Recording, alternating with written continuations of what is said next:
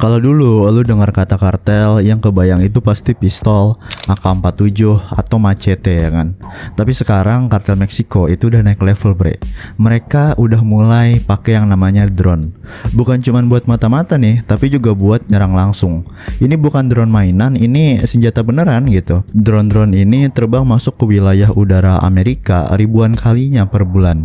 Dan data ini sampai bikin pejabat Senat Amerika Serikat itu angkat tangan, karena kartel jatuhnya kalau gini udah jadi pemain catur high tech, dan pionnya yaitu tadi para drone itu.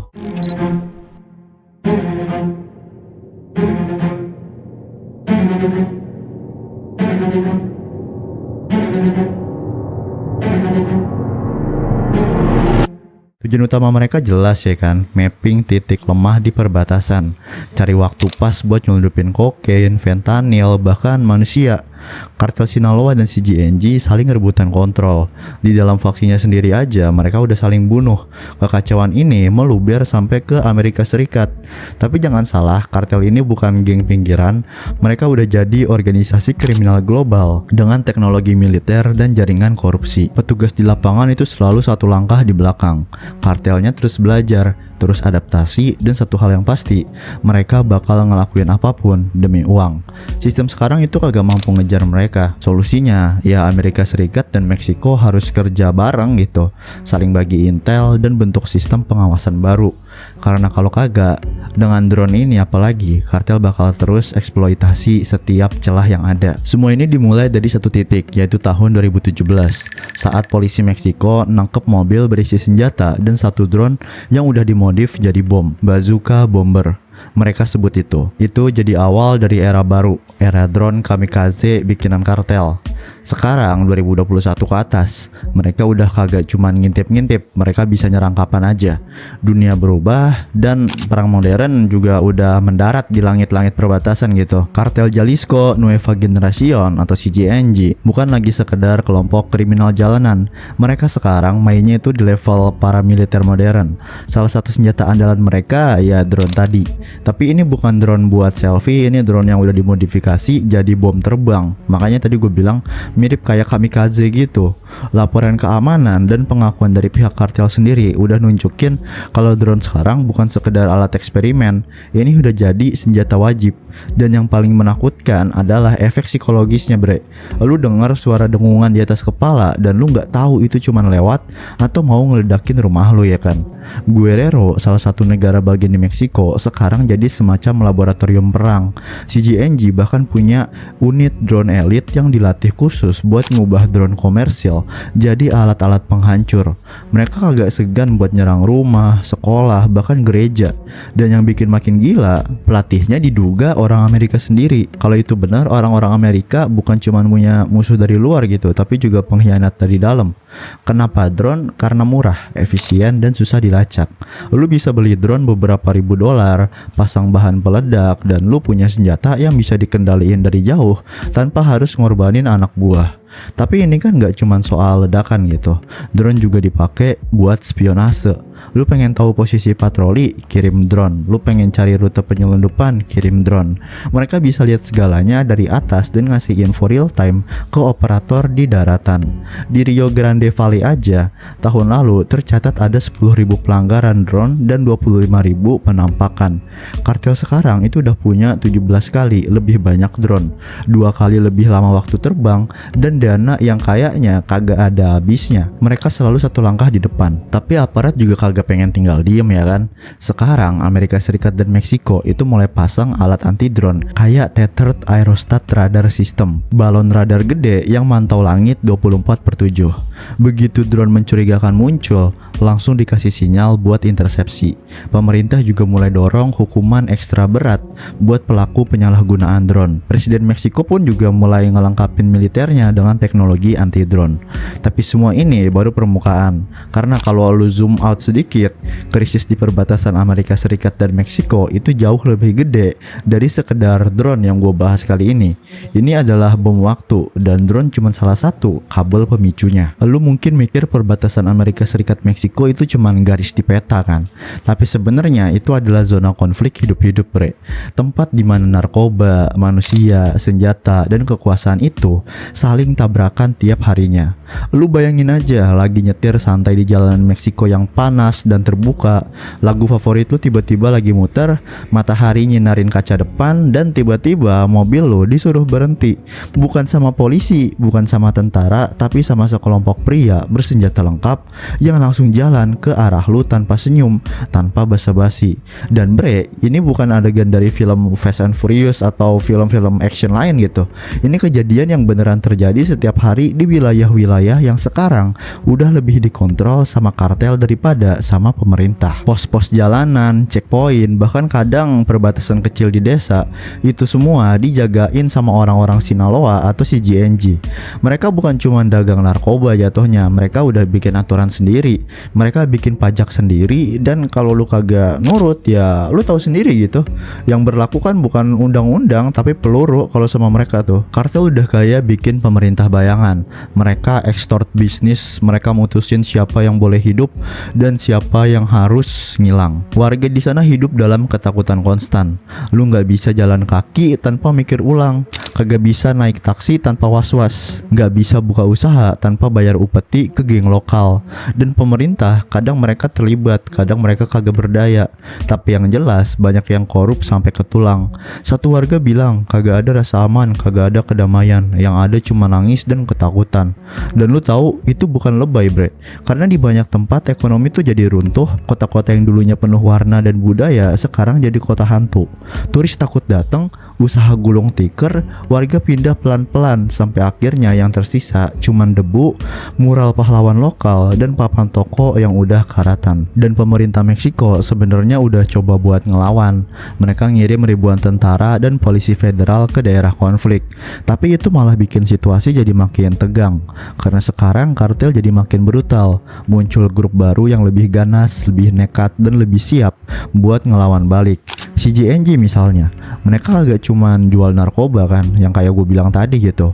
Mereka bikin teater kekerasan, nunjukin kekuasaan mereka lewat mayat yang dibungkus selimut, potongan tubuh di tong sampah, kepala manusia yang dipajang di taman kota. Lu harus dengar benar-benar kalau ini tuh juga bukan film horor gitu. Ini strategi kontrol mereka lewat yang namanya teror. Karena dengan bikin semua orang takut, mereka bisa kontrol semuanya. Dan kalau ada yang berani ngelawan, kasih aja drone-nya mereka yang udah kita bahas tadi, jadi alat final buat ngasih pesan keras kalau elu kagak bakal bisa lari dari kita. Sementara itu, aparat di Amerika Serikat cuman bisa bilang, kita harus ningkatin intelijen, kita harus tahu drone-drone itu datang dari mana, kapan mereka bakal masuk, dan di mana mereka bakal mendarat. Tapi kan ya bre, musuhnya ini udah muter jauh ke depan gitu. Dan yang bikin ngilu, orang-orang sipil yang kagak punya urusan apa-apa juga jadi korban utama. Karena buat banyak orang Meksiko, satu-satunya jalan keluar dari semua ini adalah kabur. Dan mereka kabur bukan buat cari mimpi Amerika, cari American Dream gitu. Mereka kabur karena kagak ada pilihan. Mereka kabur karena lebih baik ditangkap petugas perbatasan di Texas daripada disembelih kartel di kampung halaman. Satu kisah nyebut kalau ada anak muda yang jalan kaki sejauh 5.000 km, bawa dua sepupu kecilnya cuman buat pengen kabur dari neraka di rumahnya ini. Mereka nggak cari kekayaan, mereka cuman pengen hidup gitu, sekedar hidup aja. Segala kekacauan yang lu lihat, dari mayat di jalanan sampai drone terbang di atas kepala aparat, itu semua ada karena satu hal, profit. Uang yang diputer dalam industri ini bukan miliaran peso bre, tapi miliaran dolar. Kartel udah ngerti betul selama masih ada permintaan mereka bakal terus ngelayanin. Dan sekarang komoditas utama mereka bukan cuma ganja atau kokain. Sekarang mereka mainin api, yaitu fentanyl, obat kecil dengan dampak yang gede banget. Ini bukan narkoba biasa, ini racun 70-100 kali lebih kuat dari morfin. Cuman butuh beberapa miligram aja buat ngebunuh orang. Dan lu tahu apa yang bikin kartel ini jatuh cinta sama si fentanyl ini? Ya bukan karena efeknya doang, tapi karena itu murah, itu gampang dibuat, dan margin untungnya itu gila-gilaan. Seorang narasumber pernah ngomong belak-belakan, kalau elu kagak serang langsung laboratorium mereka, Ini jadi baru permulaan. Dan dia kagak bohong gitu, karena angka-angka kematian sekarang emang udah kayak statistik perang cowok di sana. Puluhan ribu orang tewas tiap tahun dan angka itu terus naik. Sekarang warga Amerika lebih mungkin mati karena overdosis opioid daripada kecelakaan mobil. Lu pikirin itu coba, dunia jadi kebalik anjir. Dan yang jadi korban bukan cuma pengguna juga, keluarga jadi ikut hancur, sistem kesehatan remuk parah, penjara penuh, polisi kewalahan. Dan setiap kali lu dengar cerita ibu atau ayah yang kehilangan anaknya karena fentanyl, lu bakal ngerasa dada lu nyesek gitu. Gak peduli pendapat politik lu apa, lu gak bisa gak ngerasa ikut terluka menurut gue sih. Aku tahu dia bikin kesalahan besar, dan kesalahan itu ngerenggut nyawanya. Suara seorang ibu patah total. Aku gak pengen orang lain ngalamin hal yang sama, ngalamin hal sehancur aku. Dan kalimat itu bukan sekedar kutipan, itu adalah jeritan putus asa dari jutaan orang yang sekarang cuma bisa berharap tragedi mereka jadi pelajaran buat orang lain. Tapi tragedi ini gak cuma berhenti di Amerika Serikat. Warga sipil di Meksiko juga terus jadi korban, bukan karena overdosis doang, tapi karena mereka hidup di tengah produksi dan distribusi neraka itu sendiri. Lu lihat perbatasan sekarang coba, perbatasan Texas tadi gitu. Setiap meter itu bisa berubah jadi jalur penyelundupan baru. Bayangin lu harus ngamanin lebih dari 2000 mil perbatasan yang tiap malam bisa berubah jadi rute baru kartel. Masalahnya solusi nggak datang secepat peluru. Pemerintah Amerika Serikat udah nyoba macem-macem, dari yang halus sampai yang ekstrim. Trump dan Biden, dua pendekatan, dua gaya, dua dunia. Trump sendiri itu kagak tanggung-tanggung. Mereka tuh menyebut kartel sebagai organisasi teroris asing. Dia pengen bikin kartel itu diperlakukan kayak ISIS bre. Tapi dengan status itu, Amerika Serikat bisa ngambil tindakan militer langsung, bahkan di luar negeri jatuhnya. Trump juga ngebanggain pagar perbatasan barunya, penambahan patroli, operasi militer rahasia. Tapi banyak yang nyinyir kalau yang mati ini masih banyak, barang haram masih masuk, mana hasilnya? Tapi Trump bukan orang yang gampang goyah. Bahkan ada laporan dia ini mau kirim rudal ke Meksiko buat ngeledakin pemimpin kartel langsung. Beneran rudal bre, ke negara tetangga. Untung aja menterinya waktu itu, Mark Esper, masih punya nalar. Pak Presiden itu bakal ngelanggar hukum internasional pak, mohon maaf aja nih, katanya. Dan Trump sendiri tetap ngotot gitu. Beda banget sama Biden. Strateginya itu lebih diplomatis, lebih kayak ayo duduk bareng dibanding tembak dulu tanya belakangan kayak Trump tadi gitu. Biden ini pengen ngatasin akar masalahnya, kemiskinan, korupsi, dan lemahnya sistem hukum di Amerika Tengah. Jadi dia tuh dorong kerjasama ekonomi, ningkatin kolaborasi penegak hukum, dan nyoba bersihin sistem dari dalam. Tapi ya gua gak bohong gitu, hasilnya juga kelihatan lambat banget karena sistem yang mereka coba bersihin udah keropos sampai ke tulang-tulangnya. Ingat waktu mantan pejabat tinggi Meksiko ketahuan nerima suap 200 juta dolar dari kartel? Gila nggak tuh? Duit sebanyak itu buat nutup mata bre. Dan siapa yang bongkar kasus itu? Anggota kartel sendiri. Lu denger bener-bener coba, kartel yang nyanyi di pengadilan. Jadi bahkan dari dalam kartel pun udah pada tahu kalau sistemnya itu emang sebusuk ini. Masalahnya bukan sekedar gimana cara ngelawan kartel, masalahnya adalah ada ratusan juta dolar yang bisa lu dapetin kalau lu justru kerjasama bareng kartel. Dan itu bikin dilema ini jadi makin rumit kan.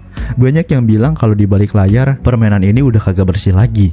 Lu bisa jadi politisi, bisa jadi pejabat tinggi, bisa jadi penegak hukum, tapi kalau duit dari kartel masuk dan lu diem aja, ya lu udah bukan bagian dari solusi lagi. Lu udah jadi bagian dari sistem yang rusak. Saat jumpa pers di Gedung Putih, Karine Jean-Pierre, juru bicara presiden, ditanya soal sikap Biden waktu periode tahun lalu terhadap kartel yang sekarang udah makin deket ke perbatasan Amerika Serikat.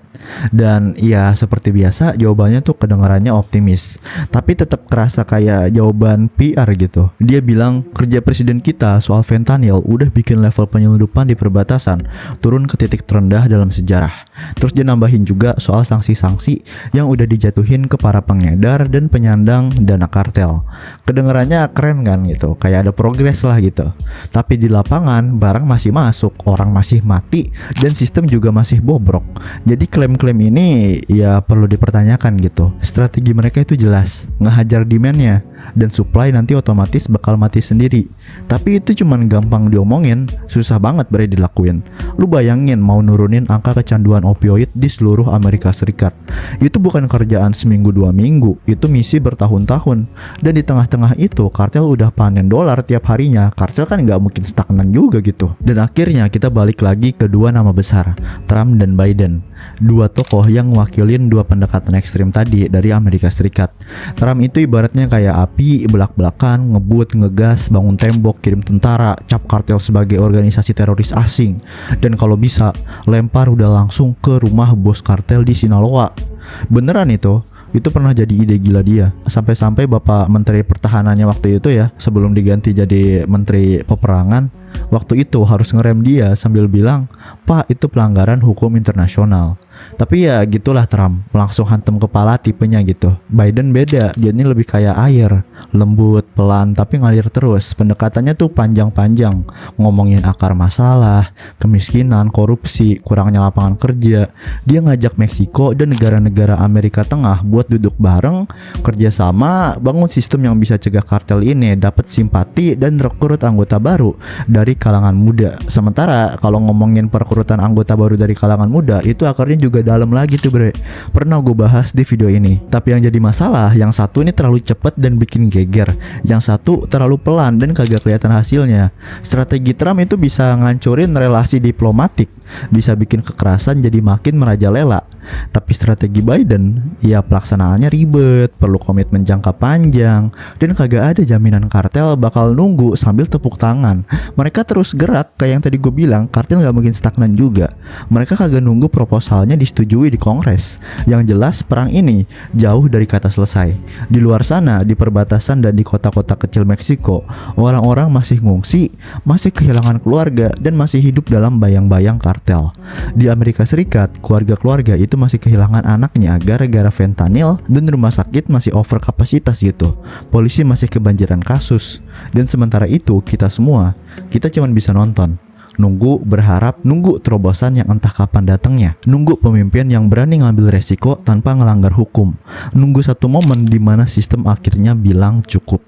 Karena yang kita lawan sekarang bukan cuman kartel, tapi sistem yang selama ini ngebiarin mereka untuk bisa terus tetap tumbuh dan berkembang, dan akhirnya beroperasi kayak negara dalam negara. Taruhannya tinggi, dan kalau semua ini gagal, kita semua yang bayar harganya. Oke bro, segitu aja buat video gua kali ini. Gimana menurut kalian? Kalau kalian suka, jangan lupa like, comment, share, dan subscribe channel ini. Sampai jumpa lagi di video selanjutnya. Dadah.